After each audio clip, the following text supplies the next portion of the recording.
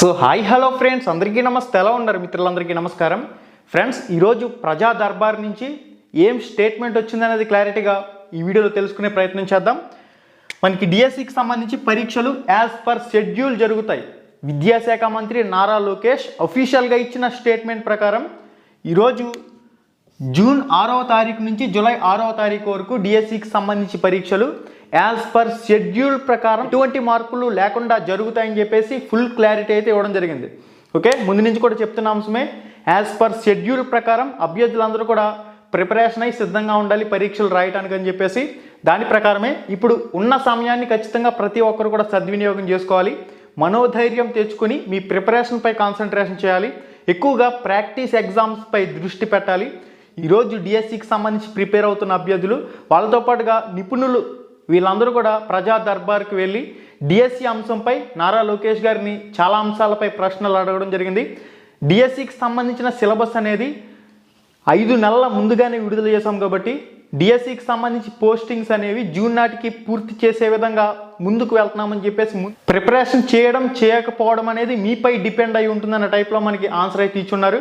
అంటే నోటిఫికేషన్ ఇచ్చిన తర్వాత 90 రోజుల సమయం టెట్కి సంబంధించి ఇచ్చారు కదా, అదేవిధంగా డిఎస్సికి సంబంధించి కూడా నోటిఫికేషన్ ఇచ్చిన తర్వాత 90 రోజుల సమయం ఇస్తారని చెప్పేసి అభ్యర్థులు కోరుతున్నారు. అయితే ఈ అంశంపై ఏంది సార్ క్లారిటీ అంటే, డిఎస్సికి సంబంధించిన పరీక్షలు యాజ్ పర్ షెడ్యూల్ ప్రకారం జూన్ 6 నుంచి జూలై 6 వరకు జరుగుతాయని, దీనిలో ఎటువంటి మార్పులు ఉండబోవని చెప్పేసి ఒక క్లారిటీగా స్పష్టమైన ప్రకటన అయితే చేసినట్లు మనకి ఇక్కడ ఈరోజు తెలుస్తుంది.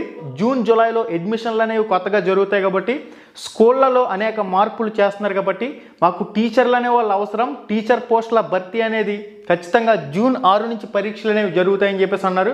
ఇది చాలా మంచి విషయం. అభ్యర్థులందరూ కూడా దీన్ని పాజిటివ్గా తీసుకుని ముందుకు వెళ్ళవలసిన అవసరం అయితే ఉంది.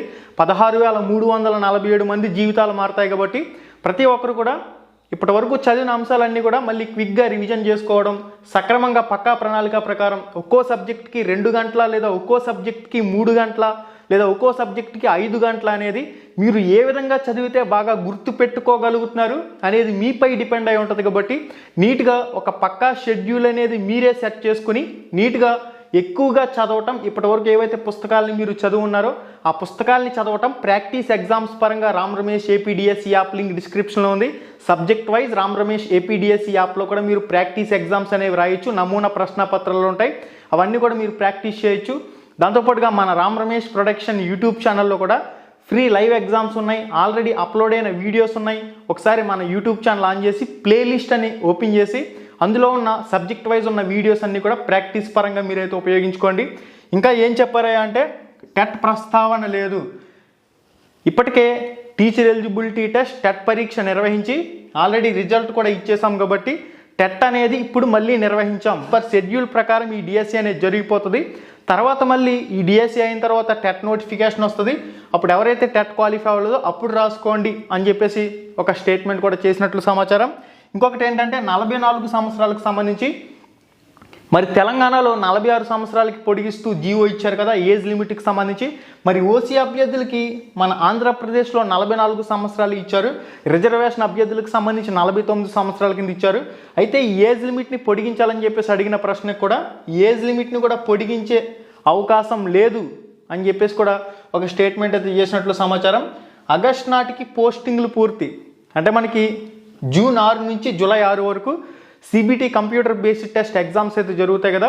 ఇవన్నీ అయిన తర్వాత కంప్లీట్గా తాత్కాలిక కీలు, ఫైనల్ కీలు ఇవన్నీ అయిపోయిన తర్వాత పోస్టింగ్స్ అనేవి ఆగస్టు నాటికి పూర్తి చేసే అవకాశం ఉన్నట్లు సమాచారం. ఒకే జిల్లా ఒకే పేపర్ అంశానికి సంబంధించి కూడా ఈ అంశానికి సంబంధించి కూడా ఎటువంటి మార్పులు ఉండవని, నార్మలైజేషన్ అంశానికి సంబంధించి కూడా ఇచ్చిన దాని ప్రకారమే పరీక్షలు నిర్వహిస్తామని చెప్పేసి లోకేష్ చెప్పినట్లు మనకి ఈరోజు ప్రజా దర్బార్కి సంబంధించిన ముఖ్యమైన అంశాలు అయితే ఇవి. అంశంపై అయితే మాత్రం పూర్తి క్లారిటీ వచ్చింది. పరీక్షలు అనేవి డిఎస్సికి సంబంధించి యాజ్ పర్ షెడ్యూల్ ప్రకారం జూన్ 6వ తారీఖు నుంచి జూలై 6వ తారీఖు వరకు జరుగుతాయి. ఇది చాలా క్లారిటీగా ఉంది కాబట్టి అభ్యర్థులందరూ కూడా ప్రిపరేషన్పై మీరు పూర్తి స్థాయిలో ప్రిపరేషన్పై నిమగ్నం అవ్వాల్సిన అవసరం అయితే ఉంది. ఎక్కువగా ప్రాక్టీస్ ఎగ్జామ్స్ అనేవి ప్రాక్టీస్ చేయండి. మన యూట్యూబ్ ఛానల్లో ఉన్న లైవ్ ఎగ్జామ్స్ అన్నీ కూడా ఉపయోగించుకోండి. మన రామ్ రమేష్ ఏపీడిఎస్సి యాప్లో ఉన్న ప్రశ్నలన్నీ కూడా మీరు ప్రాక్టీస్ చేసే ప్రయత్నం చేయండి. సబ్జెక్ట్ వైజ్ ఉన్నాయి మన యాప్లో. Ram Ramesh AP DSC app link డిస్క్రిప్షన్లో ఇస్తాను. ఈ వీడియో టైటిల్ మీద టచ్ చేసినట్లయితే కిందకు ఒక పేజ్ అలా ఓపెన్ అవుతుంది. అక్కడి నుంచి కూడా మీరు యాప్ని అయితే డౌన్లోడ్ చేసుకోవచ్చు. స్టోర్ అనే ఆప్షన్లో మీకు సబ్జెక్ట్ వైజ్ టెస్ట్ సిరీస్ అనేది ఉంటుంది. అక్కడి నుంచి కూడా మీరు ప్రాక్టీస్ చేసుకునే అవకాశం అయితే ఉంటుంది. ప్రతి ఒక్కరు కూడా మనోధైర్యం కోల్పోకుండా ప్రిపరేషన్పై కాన్సన్ట్రేషన్ చేయండి. ఇంకా మనకి దాదాపుగా 30 రోజుల సమయం ఉంది. 30 రోజుల సమయాన్ని కూడా ఏ నిమిషం కూడా వృధా కాకుండా మీరు యూజ్ చేసుకోవాలని చెప్పేసి Ram Ramesh production YouTube channel తరపున మనస్ఫూర్తిగా కోరుకుంటున్నాం. ప్రతి ఒక్కరు కూడా ఉన్న సమయాన్ని సద్వినియోగం చేసుకోండి. ప్రాక్టీస్ ఎగ్జామ్స్కి ఎక్కువగా ప్రాధాన్యత అయితే ఇవ్వండి. ఆల్రెడీ ఏవైతే చదువుతున్న పుస్తకాలు ఉన్నాయో వాటిని మళ్ళీ ఎక్కువ సార్లు రివిజన్ చేసే ప్రయత్నం అయితే చేయండి. కూడా ఇదే సమయం ఉంటుంది. ఓకే, అందరికీ కూడా ఇదే సమయం. మీరు ఏ విధంగా చదువుతున్నారో మీ అవతలి వ్యక్తి కూడా అదే విధంగా ఈ 30 రోజుల సమయాన్ని ఉపయోగించుకుంటారు. కాబట్టి ఆల్రెడీ ముందు నుంచి ఎవరైతే చదువుతున్నారో వాళ్ళకి ఖచ్చితంగా బెనిఫిట్ అయితే ఉంటుంది. ఇప్పుడు ఎవరైతే 30 రోజుల సమయాన్ని సద్వినియోగం చేసుకునే అభ్యర్థులు ఉన్నారో ఖచ్చితంగా మీ ప్రిపరేషన్పై మీరుండండి. అందరితో పాటు మీరు పరీక్షలు రాస్తారు కాబట్టి మనోధైర్యం కోల్పోవద్దు. ఎట్టి పరిస్థితుల్లో మనోధైర్యం కోల్పోయి ఉన్న సమయాన్ని ఎట్టి పరిస్థితుల్లో వృధా చేయకండి. ఉన్న సమయాన్ని సద్వినియోగం చేసుకోండి. ఖచ్చితంగా మంచి ఫలితాలు సాధించే అవకాశం అయితే ఉంటుంది. కాబట్టి ఇక సాంకేతిక సమస్యలకు సంబంధించి వెబ్సైట్లో కొన్నిపాటి సాంకేతిక సమస్యలు అయితే ఉన్నాయి. ఆ సాంకేతిక సమస్యలని మేము మార్పు చేస్తామని చెప్పేసి కూడా విద్యాశాఖ మంత్రి అన్నట్లు సమాచారం.